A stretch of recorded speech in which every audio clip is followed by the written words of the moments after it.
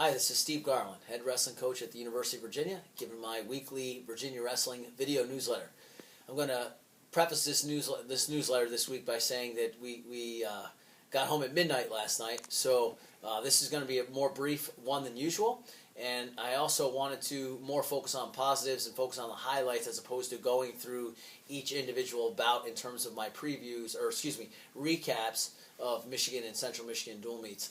I just think it'd be best to do that at this juncture, So we'll go through it that way. And Mom and Dad, I apologize if Johnny doesn't get mentioned, but I want to stick to some of the main points, the good points that we saw, and stay away from criticisms right now and save that for the wrestling room because that's we've got a lot to work on. So quickly, Michigan, number one, and first and foremost, what an incredible experience for our guys to be able to train inside the Bana Wrestling Center, which is it's a beautiful wrestling center, standalone wrestling facility in the nation, and so that was really cool for our team, and then also competing at the Cliff Keen Wrestling Center against a top 10 team, Big Ten team, and that's a huge part of what when we're recruiting, we say, look, you're going to have the opportunities to compete against the best of the best, and we have.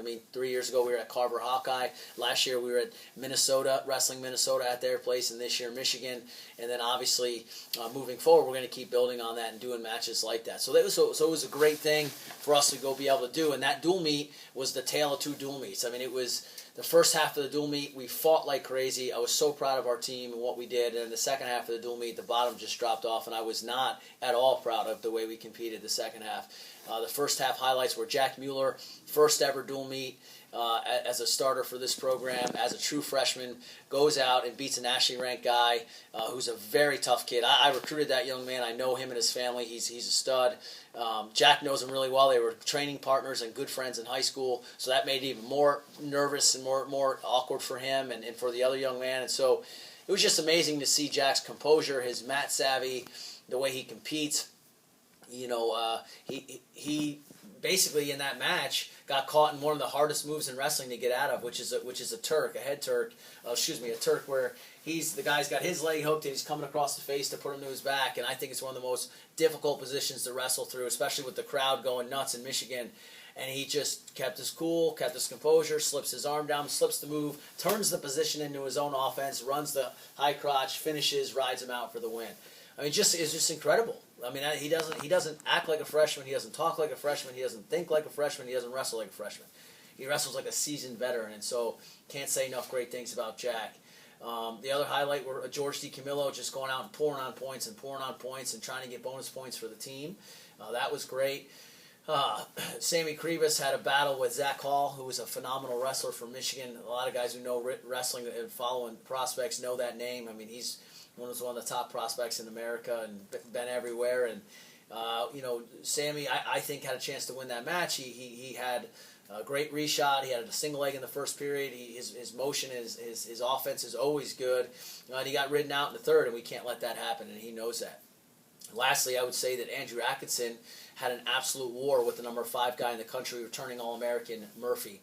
And the match was crazy. Back and forth, and it was 7-6 in the third period, and Andrew came around on a butt drag, getting ready to do a re-attack, and he came up to the thigh, and usually when Andrew gets there, it's over with, and this kid was very good defensively. Got to give him all the credit in the world. He sucked it up and turned Andrew's offense into his offense, and scrambled around and put Andrew on his back and took him down for the win, and about as hard-fought a match as you can have, and it was great to see him compete like that.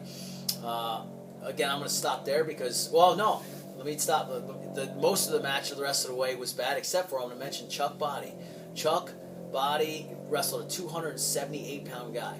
278 pounds. And in overtime was 1-to-1. He post-high crotched him, picked him up over his head, spikes him, gets the takedown. And so I took Chuck to dinner. We all went to dinner that night, and we went to Olive Garden, and I was introducing Chuck to everyone, waitresses, hostess, everybody, as the guy who just picked up a 280-pound kid. I just thought it was so funny. So proud of Chuck. That was great. His first starting dual meet for us in the Virginia singlet after transferring from Bucknell. So apologize. I definitely don't want to leave him out. That was a big highlight of the match. Central Michigan. The dual meet again started off nuts. Jack Mueller once again gets another very, very quality win. Again, kept his cool, got caught he took the kid right down, and third period and rode him the rest of the period. In second period, he gets caught in a tilt, fought his way out of it, did not give up any points, gets the escape, comes back, takes the guy down again. It's 7-1, third period. He cuts him to get the major. He ended up getting taken down because he was over-aggressive, but you would want to see that. I mean, that's what we talk about, winning tough, losing tough, winning the right way. I think it's a lesson to everybody on the team is he's up 7-1. He's trying to get bonus points for the team. He wasn't trying to guard or protect and hold on to a lead. He was trying to build that and build not just for that current match but for the future. So, it was great. So great to see him compete like that. Then Will Mason had the kid from Central Michigan on his back for the fall. I don't know if anybody watched on ESPN3, but he was on his back for a good 40 seconds. Couldn't get the fall. That fall would have been huge, and then he ends up losing the match late in the third period. Gave up a takedown in the third period, so that was a tough one to swallow there. At 41, George C. Camillo got a major decision. 49 was kind of the match of the dual meet. Sammy Kribis, redshirt freshman for us, wrestled returning All-American Oliver from Central Michigan, who's a total stud, and took him down, turned him. Had another. The kid came back. It was tied up. Third period, the kid shoots in. Sammy gets in on a beautiful reshot, switches to a double leg, picks him up, lifts him, and as he's about to bring him down, his momentum, he spiked him so hard, his momentum carried him through. He got skank rolled and funked through and lost on that takedown. So he lost 8-6 or whatever it was, 9-7. I forget what the score was, but it was. I mean that takedown, he could have won it there. And he's the thing about wrestling at that level is you have to again win tough. Is you have to find a way to cinch that takedown. You have to find a way to finish periods better. We have to find a way to get out. Even if we give up that takedown, we still had 30 seconds to get out. We got to get out. So a lot of good coming from that in a lot of ways, but then also a lot of challenging things and a lot of action items moving forward, not wrestling-wise, but mentally, of how we're going to react there and grow from that. And the hope is that he will grow from that because he's very, very good. I mean, that's two really great wrestlers in a row that he wrestled, including an All-American that he was in a position to beat. So. But that's our expectation for our guys. I mean, our young guys especially are so talented. They should be beating those guys, frankly. I hope that doesn't sound arrogant, but that's the expectation for us. Then Andrew Atkinson lost close, 8-6 to a nationally ranked guy, Colin Heffernan, who's a great wrestler, kid I've known since he was a little kid. I remember seeing him on the train with his dad, Coach Heff, in Cleveland when I was going to a Cleveland Indians game, and he was probably a 7th grader at the time. So. Known him forever, great wrestler. And Andrew definitely needed to open up more. But he didn't, and Heffernan out-wrestled him, so it was an 8-6 match there. And then Ray Bethea won at 165 for us. It was a good win for him, 3-1. We think he needs to finish that match better, but it was definitely nice to see him again, a transfer from Penn to get that first win in a Virginia singlet for us in a dual meet. So, those are the recaps from those two duels. The preview for this weekend is this. We have Maryland and Lock Haven coming in, Mem Gym. We have Lock Haven at 1 p.m., Maryland at 3 p.m. Both teams are tough. Maryland has sort of accumulated guys over the years, and Coach McCoy and his staff have put together one of the better teams they've had in years, and I think they're going to be very, very tough. Obviously, he's a great coach. He's a two-time Olympian, a good friend of mine. And then we also have Scott Moore.